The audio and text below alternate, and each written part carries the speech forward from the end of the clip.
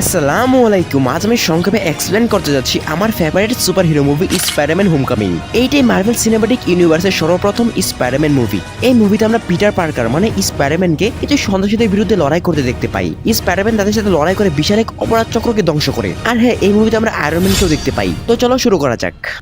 এই সিনেমার শুরুতে আমাদেরকে দেখানো হয় 2012 সালের সময়কাল, যখন অ্যাভেঞ্জার্স এবং এলিয়েন আর্মিদের যুদ্ধের পর নিউ ইয়র্ক শহর পরিষ্কার করার কাজ চলছিল। যুদ্ধ শেষে এলিয়েন আর্মির প্রচুর ধ্বংসবিশেষ পৃথিবীতে রয়ে যায়। এই আবর্জনা পরিষ্কার করার দায়িত্ব দেওয়া হয় এডিয়ান টুমস নামক এক ব্যক্তিকে। এডিয়ান টুমসের কোম্পানি শহরে বাড়ি ময়লা ও ধ্বংসবিশেষ পরিষ্কার করার কাজ করত।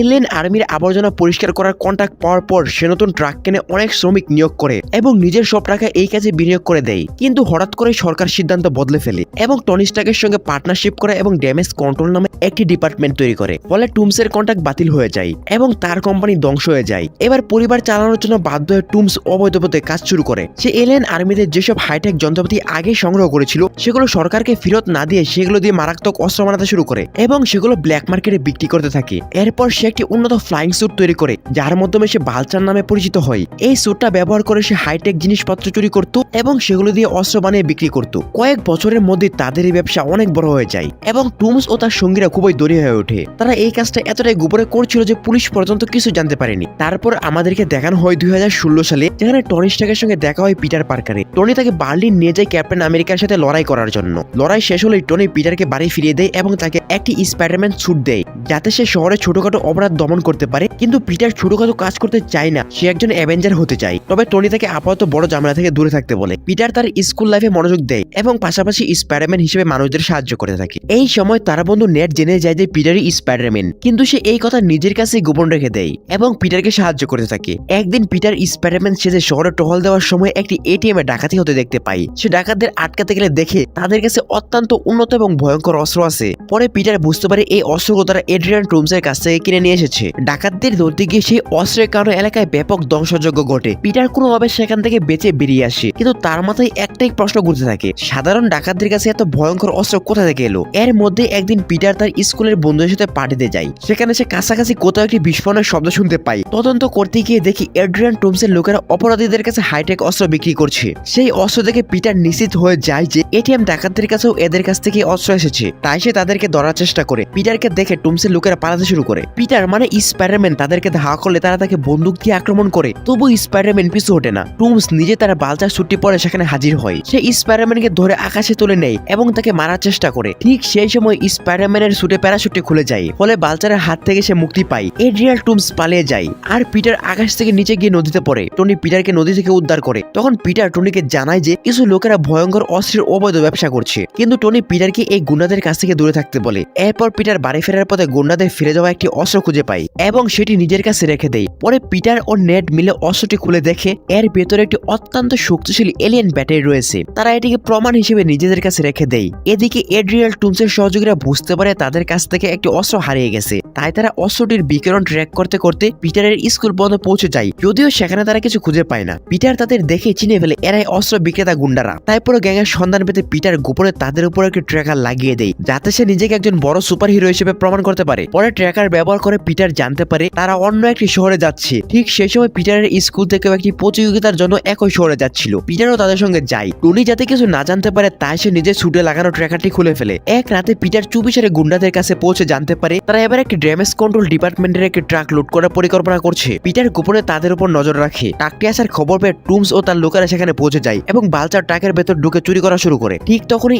স্পাইডারম্যান সেখানে হাজির হয়ে তাদের বাধা দেয়। ফলে টুমস সেখানে কোনো কিছু চুরি না করে সেখান থেকে পালিয়ে যায়। এই ঘটনার সময় পিটার ট্রাকের ভেতর আটকে পড়ে যায় এবং ট্রাকের সঙ্গে ড্যামেজ কন্ট্রোলের গুদামে পৌঁছে যায়। সেখানে পিটার আগের মতনই একটি এলিয়েন ব্যাটারি খুঁজে পায়, যেটি সে আগে অস্ত্রের ভিতরে দেখেছিল। নিজের সুরের এআই প্রোগ্রামের মাধ্যমে পিটার জানতে পারে এই ব্যাটারিটি রেডিয়েশনের সংস্পর্শে এলে বোমার মতো বিস্ফোরণ হতে পারে। একথা জেনে পিটার ভীষণ ভয় পেয়ে যায়, কারণ একই ধরনের একটি ব্যাটারি তখন তার বন্ধু নেটের কাছে রাখা ছিল। দ্রুত পরিস্থিতি সামলাতে পিটার গুদামের লক ভেঙে সেখান থেকে বেরিয়ে আসে, যাতে নেটকে সতর্ক করতে পারে। পিটার ছুটে যায় সেই জায়গায় যেখানে তার স্কুলের সবাই ছিল, কিন্তু পিটার পৌঁছানোর আগে নেটের কাছে থাকা ব্যাটারিটি এক্স রে মেশিনের কারণে অস্থিতিশীল হয়ে পড়ে। পরে যখন নেট ও তার বন্ধুরা ওয়াশিংটন মনুমেন্টের চূড়ায় ওঠে, তখন লিফটের ভেতরে ব্যাটারিটি বিস্ফোরিত হয়। এতে নেট ও তার বন্ধুরা মারাত্মক বিপদের মুখে পড়ে। ঠিক তখনই সেই সময় স্পাইডারম্যান সেখানে পৌঁছে যায় এবং সকলকে লিফটের ভেতর থেকে বের করে নিরাপদে উদ্ধার করে। অন্যদিকে এড্রিয়ান টুমস এবং তার দল স্পাইডারম্যানের উপর ভীষণ ক্ষিপ্ত হয়ে ওঠে, কারণ তারা বারবার তাদের কাজে বাধা দিচ্ছিল। তাই টুমস সিদ্ধান্ত নেয় এরপর যদি স্পাইডারম্যান তাদের কাজে বাধা দেয় তবে তাকে মেরে ফেলবে। পিটার বাড়ি ফেরার পর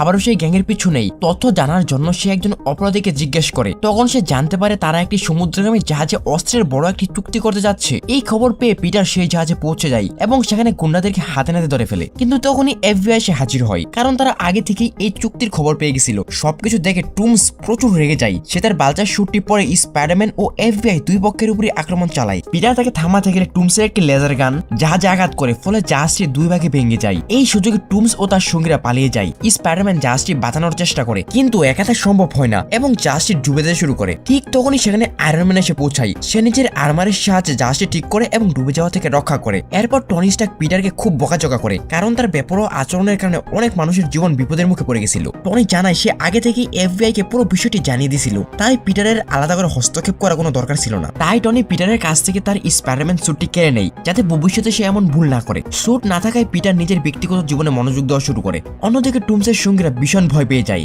কারণ এখন আয়রন ম্যান ও এফবিআই দুই পক্ষই তাদের পিছনে লেগে গেছে। তাই তারা এই কাজ ছেড়ে দিতে চায়, কিন্তু টুমস সবাইকে থামিয়ে বলে সে আরো একটি শেষ কাজ করবে। এইবার সে টনি স্টার্কের প্লেন হাইজ্যাক করার পরিকল্পনা করে। তখন অ্যাভেঞ্জার্সরা নতুন হেডকোয়ার্টারে শিফট হয়ে গেছিল, কিন্তু তাদের সব প্রযুক্তিগত সরঞ্জাম এখনো শিফট করা হয়নি। সেই সমস্ত উন্নত টেকনোলজি একটি প্লেনের মাধ্যমে নিয়ে যাওয়া হচ্ছিল। টুমস সিদ্ধান্ত নেয় সেই প্লেনটি হাইজ্যাক করবে, এটাই হবে তাদের শেষ চুরি। অন্যদিকে পিটার পার্কার তখন নিজের স্বাভাবিক জীবনে ব্যস্ত হয়ে পড়েছিল। ঠিক সেই সময় তার স্কুলের একটি ডান্স পার্টির আয়োজন করা হয়। পার্টির জন্য পিটার লিস নামের একটি মেয়েকে তার ডান্স পার্টনার হিসেবে বেছে নেয়। যখন পিটার লিসকে পার্টিতে নিয়ে যাওয়ার জন্য তার বাড়িতে যায়, তখন সে জানতে পারে লিজের বাবাই হলো আসলে টুমস, যার বিরুদ্ধে সে স্পাইডারম্যান হিসেবে লড়াই করেছিল। এই সত্য জানার পর পিটার খুবই অবাক ও চিন্তিত হয়ে পড়ে। পার্টিতে যাওয়ার সময় টুমস পিটারের আচরণ ও কথাবার্তা থেকে বুঝে যায় যে পিটারই হলো আসলে স্পাইডারম্যান। তখন স্পাইডারম্যানকে একা ডেকে টুমস জানায় এইবার সেটাকে প্রাণে ছেড়ে দিচ্ছে, কারণ একবার স্পাইডারম্যান তার মেয়েকে বাঁচিয়েছিল, তবে ভবিষ্যতে কোনো দোয়া দেখাবে না বলে হুঁশিয়ারি দেয়। পিটার জানতে পারে সেই দিন রাতে অ্যাভেঞ্জার্স হেডকোয়ার্টারে মালামাল শিফট করা হবে,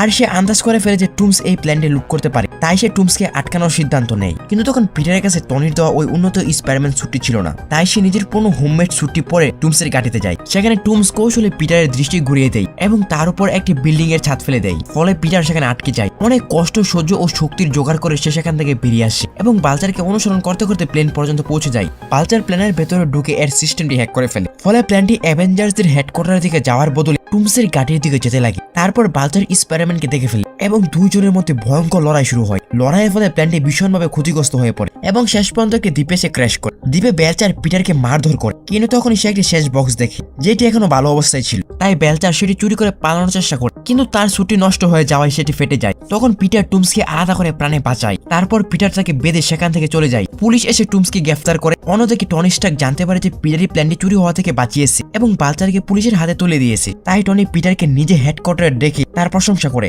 এরপর টনি পিটারকে একটি উন্নত স্পাইডারম্যান স্যুট উপহার দেয় এবং তাকে অ্যাভেঞ্জার্স টিমে যোগ দিতে বলে। কিন্তু পিটার সেই স্যুটটি নিতে অস্বীকার করে এবং অ্যাভেঞ্জার্সে যোগ দিতে রাজি হয় না, কারণ সে তখনও নিজেকে অ্যাভেঞ্জার্স হওয়ার মতো যোগ্য মনে করছিল না। সে একজন সাধারণ হিরো হিসেবেই থেকে যেতে চেয়েছিল। এ কারণে টনি তাকে জোর করে না, বরং খুশি হয়ে পিটারকে তার পুরনো স্পাইডারম্যান স্যুটটি ফিরিয়ে দেয়। পরে পিটার যখন সেই স্যুটটি পরে, তখন তার আন্টি মেয়ে তাকে দেখে ফেলে এবং বুঝে যায় যে পিটারই হলো আসলে স্পাইডারম্যান। তো এই ছিল স্পাইডারম্যান হোমকামিং মুভিটির কাহিনী। আসলে এই মুভিটা আমি একেবারে সংক্ষেপে এক্সপ্লেন করার চেষ্টা করেছি। তোমরা চাইলে আরো বিবরণ সহ কমেডি অ্যাকশন দেখার জন্য মুভিটি দেখে আসতে পারো। তো এই ছিল আজকের ভিডিও। দেখা হচ্ছে অন্য কোনো ভিডিওতে। ততক্ষণ পর্যন্ত সুস্থ থাকো, ভালো থাকো, টাটা, বাই বাই।